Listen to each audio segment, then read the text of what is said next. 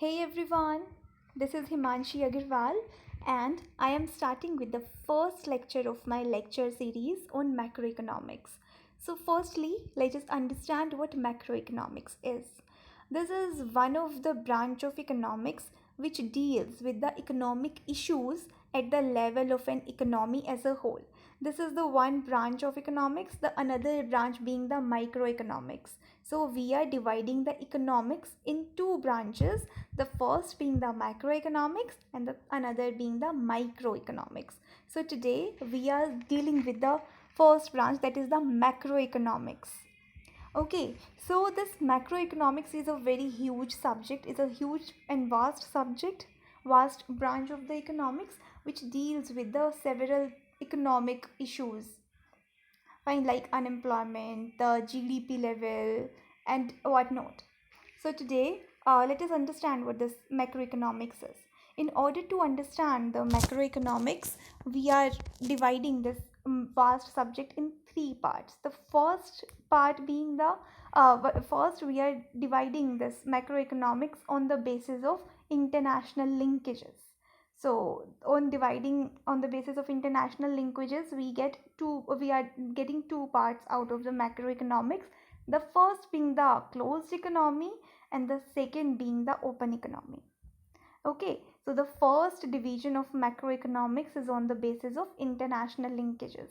When we are not considering the international linkages in an economy, then we are dealing with the closed economic models.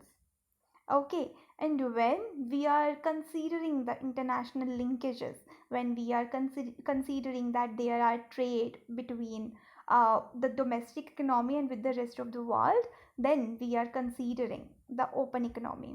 There can be the trade, there can be the friendly relationships in on the basis of finance and anything. So this is the closed economic model. We are talking about the closed open economy model. Sorry.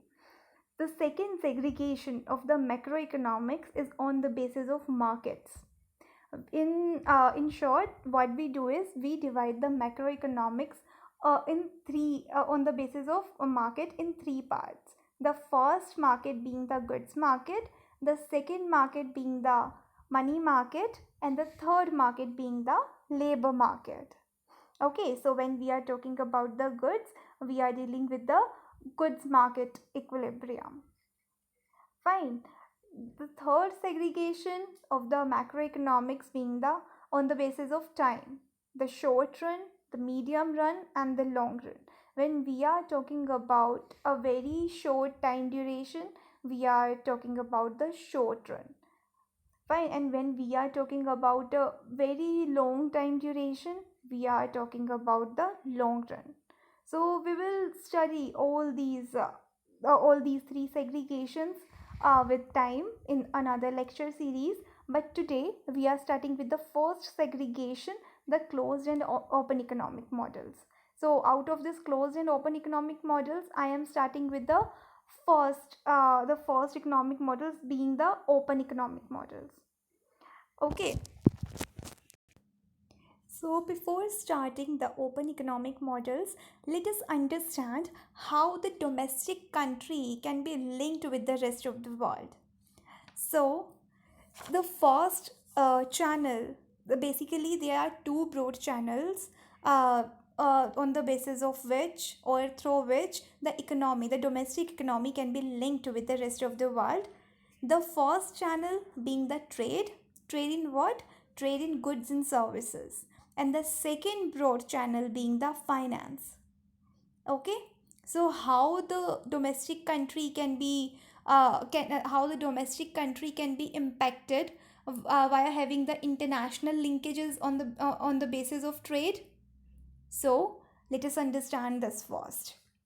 So what I told you already, first international linkage is through the trade, and the second international linkage is on the basis of finance.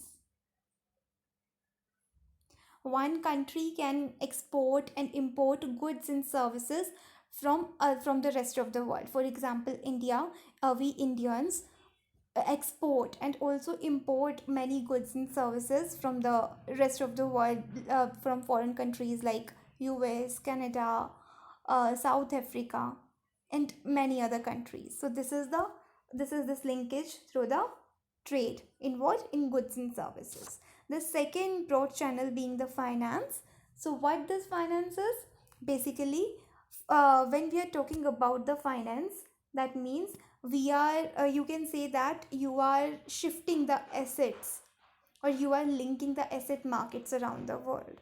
For example, you are buying some shares from the US or from any country or any foreign country, or you can like invest as a for or you can be a investor in the foreign countries.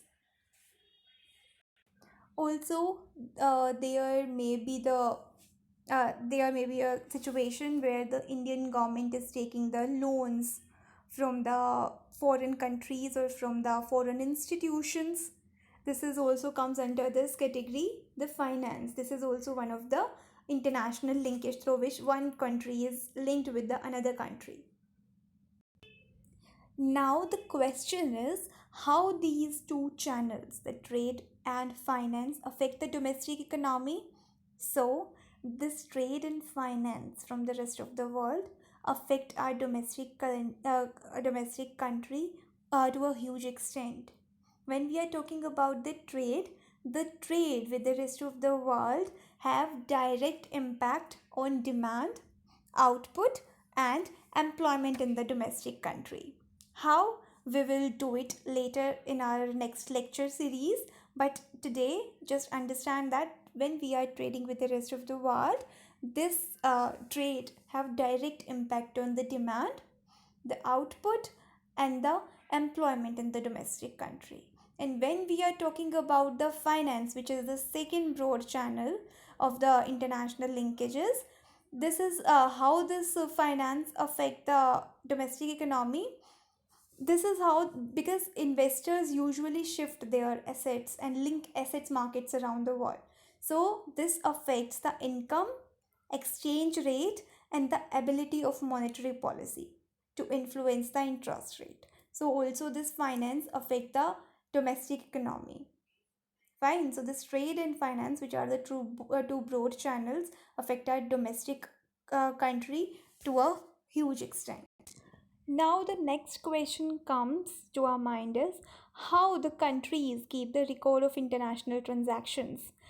See, we are the citizens of India, and being the citizen of India, we have the privilege to make transactions with rest of the world. We can import the goods from South Africa, from United States, from Brazil, from China, from Canada, and whatnot. So, how the country keep the record of these transactions? So, the answer is via balance of payment. So, what this balance of payment is? The balance of payment is the record of transactions of the residents of a country with the rest of the world. This is like a statement. This is a statement in which all the transactions of the residents of a country with the rest of the world are included, or uh, are considered or recorded. Okay, so this balance of payment is very important topic, and we will cover one lecture on this balance of payment only. So I'll upload another lecture on this balance of payment separately. Now the next question that comes to our mind is how countries do transactions with each other despite having different currencies. See, we in India we use rupees as our domestic currency, while in United States of America the dollars is their domestic currency. Fine. So, how can we trade with the United States of America? Because we are having the different currencies, we cannot buy goods, the American goods with rupees. So, how can we make transactions, or how can we exchange goods when we are having the different currencies? So, the question is, the answer is, here comes the concept of exchange rate. Here is we have the concept of exchange rate here. Let us understand what this concept is. Okay, so this exchange rate is the rate at which one currency exchange for the another currency in the international money market. Fine, for example, um, okay, so for example, we want to exchange our domestic currency with the dollars, with the US dollars. So how can we do that? Okay, so let's say I want to exchange dollars for rupees. I want to exchange, sorry, the rupees in dollars.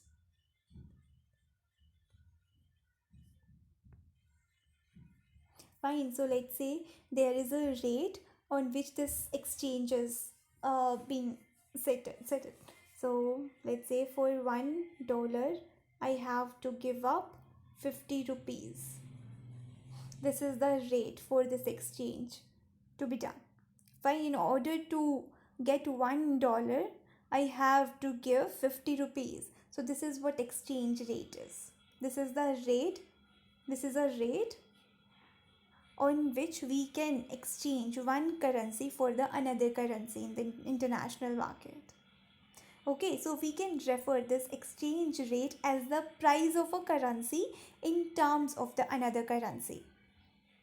Okay, and because this is referred as a price, you can also say this exchange rate as the external value of domestic currency. Fine. So what this exchange rate is? It is the price of a currency in terms of the another currency. For example, what is the price of dollar in terms of Indian rupees? This is 50. In order to purchase $1, I have to give up 50 rupees. This is the exchange rate or the external value of rupees, which is our domestic currency. So now comes the question, how many types of exchange rate are there? Okay, so basically there are three types of exchange rate. The first being the fixed exchange rate, the second being the flexible exchange rate, and the third being the managed or floating exchange rate. Fine. So the first comes to the first type of exchange rate, that is the fixed exchange rate.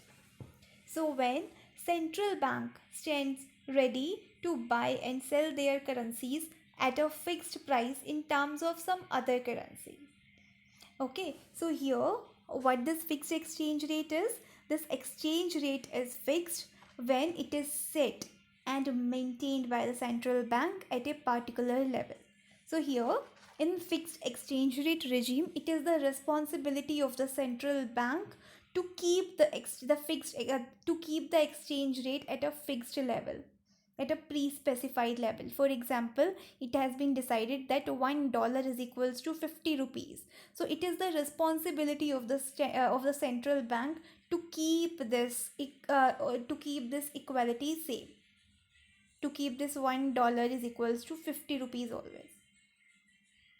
Okay, in order to, if there is any change or any pressure on this equality, if there is any like pressure on the exchange rate, then it is the central bank which will intervene.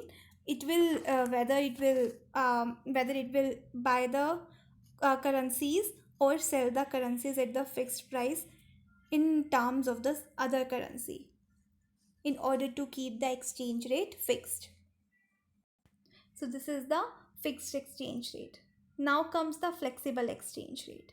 Now this flexible exchange rate is the rate which is determined by the supply and demand forces in the foreign exchange market. Okay, so in the fixed exchange rate, it is the central bank or the central authority which was deciding the exchange rate, and it was their responsibility to keep that rate fixed. Okay, but in the flexible exchange rate, it is the market forces which is determining this exchange rate, and there is no role of the central government or central bank to make any changes in the exchange rate. It is solely depend on the market forces. This flexible exchange rate is also known as the floating exchange rate. So this flexible and floating exchange rate, these two terms are used interchangeably. Now, the purest form of this flexible exchange rate is also known as the clean floating system, where the central banks stand aside completely and allow the exchange rate to be freely determined in the foreign exchange market. So, when we have the flexible exchange rate, which is also known as the clean floating system, here the central bank doesn't intervene at all in any situation and allow the exchange rate to be freely determined in the foreign exchange markets. So this is the flexible exchange rate, which is solely determined by the market forces. Okay, now comes third, the third type of exchange rate, which is the managed or dirty floating exchange rate. So what this dirty floating exchange rate is? It is the system or the type, one of the type of flexible exchange rate, but occasionally this float is managed by the central bank, which buys or sell foreign currencies in attempt to influence the exchange rate.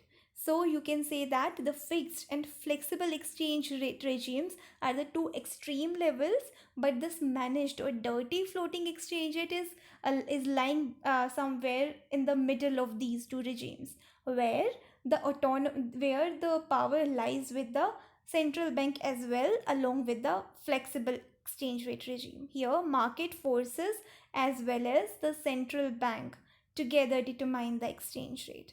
At some extent, the market forces are given the autonomy, but after a level, the central bank can intervene in order to influence the exchange rate. So, this is the third type of exchange rate, that is the managed or dirty floating exchange rate. You can also say that this managed floating is an attempt to keep the exchange rate within the desired limits.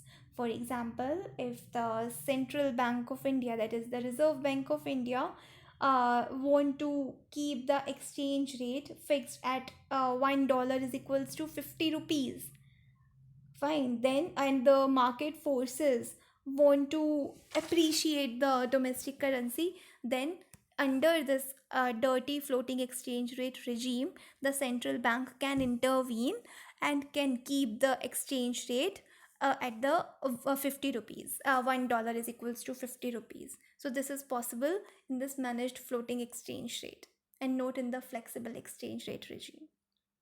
Okay, so today we are done with the basic understanding of the open economy. We'll continue with this exchange rate in the next lecture. So thank you so much and have a nice day.